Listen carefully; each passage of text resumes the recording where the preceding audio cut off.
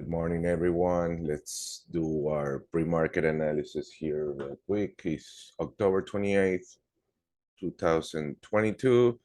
Um, Very important earnings yesterday and the day before. Meta plunge went down over 20% after not a very good earnings report. Amazon did the same yesterday, announcing that they they are expecting a slow growth during the holiday seasons, which it's always very strong for them. Um, call it inflation, call it whatever you want. When a company as big as Amazon says that they're expecting less money that they were supposed to get, it's a big deal. Remember, Facebook, Meta, and Amazon have a ton of weight in the stock market. So if they do good, the stock market, of course, is going to be doing good. But if Amazon and Meta do bad, especially that tech sector, the Nasdaq is gonna do really bad. Apple also came out with their earnings report. It wasn't bad. It was actually pretty decent, and the price is showing that nothing crazy, but we will see how it reacts today. Let's go to our charts. Let's start with an ES analysis here real quick. We are in a current short-term uptrend that we created a couple weeks ago. So far, so good. Look at this channel here. The top today would be around 30, I would say 38.80, and a good support for today is going to be 37.75. Okay, that's gonna be the range that I'm looking at today. Below 37.75, it gets dangerous, and of course, if we fall below this area here, 37.50, we are probably going to sell and put this uptrend in risk. Um, I'm leaning a little bullish neutral today, especially if we stay above 3,800. And let's take a closer look. 15-minute time frame.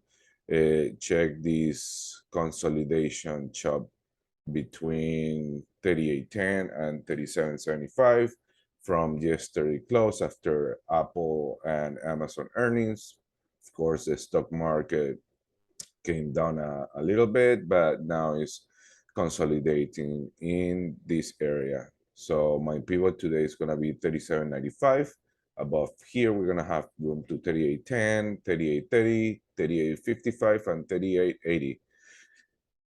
Being a target for, to the upside today, excuse me. Below the pivot, the 37.95, we have room lower to 37.75. We break that resistance, and we're gonna have room to 37.50 and then 37.30, which is the key support that if it's broken, we're going to have a big sell and probably get all the way down to 36.70. I don't think that's going to happen. Like I said, I'm leaning today more on the bullish neutral side. Let's do the SPY real quick. Let's zoom out here real quick. Same. Remember, the ES is the futures of the Standard & Poor, and the SPY is the ETF that measures the Standard & Poor. Remember, Apple has a huge weight. Meta, Amazon has so much weight on the SPX that any move in either up or downside, it's going to move the market, and that's what is happening. Let's zoom in. 1.58 million. Today, the pivot is going to be 377, 378. Let's put it that way. Above that, we have room to 380, 381.60, 382.80, and 384.09, where is the spot where we leave the bear market and start trading in the correction territory. Below the pivot, we have room to 376, 375, 374, which is the danger zone, 374.50. Below that, 373, 371, and we probably sell all the way down to 370, leaning again, bullish neutral. It's all going to depend on how Apple and all the big tech companies react. If we look at the indices right now, the Standard & Poor's is 0.4% in the negative side. Nasdaq is 0.85% on the red side, and the Dow and the Ross are green, 0.10% and 0.3% respectively. We have a few charts for today. We have Apple. Apple went all the way down to, look at this, the week of this candle here, 136. Then it came back up after the press conference of the after the earnings. It's now trading at 145, 20 cents above the close from yesterday. Like I said, nothing crazy. The earnings report was okay. And we'll see how these react. If it stays about 145, we're probably going to have room to 130, 146.50, and then 148.50. If we start trading below the 145, we're probably going to have room to 142.68 and 140. We also have Adobe, ADBE. Adobe is an interesting chart. Let's look at this 1 year, 1 day chart. It bottomed at 274, creating a like what it looks like cup and handle or a very big book flag that is looking to recover their 50-day moving average at about I would say 325. If that is regained or retaken, then we're gonna have room to probably fill all this gap to 350, then 367. This I like for a mid to long-term swing. But this pattern here has also a fail point at, I would say, 310, 300, then we probably going to start selling back again to lows and maybe even lower than that.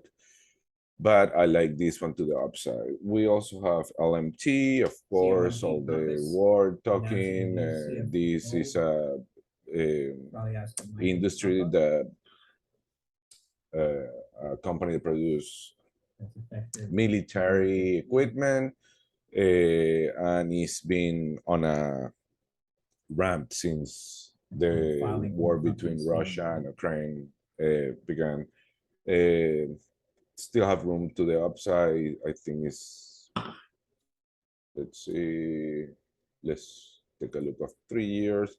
Yeah, the high here is 480. It's probably going to get there and probably break it and make new heights. So that's another one for a midterm swing, looking to retake that 480 and probably break it. And we have Roblox. Roblox is reporting on the 9th of the next month. Also looks very similar to Adobe, creating like a very big bull flag. 50 MA about around 50, 50 MA around 55. 50 is probably going to be the point to break this bull flag and shoot back up, especially if they report good earnings. They came out with a good subscriptions number for this this period, and let's see how the earnings are. Um, I'm very bullish on Roblox right now. Remember, this is a very volatile name. If the Russell 2000 move too much, Roblox is gonna move too. Tech also moves Roblox. Roblox move in a big volatility range. So if you trade this name, you need to be patient and, of course, have a risk management in plan.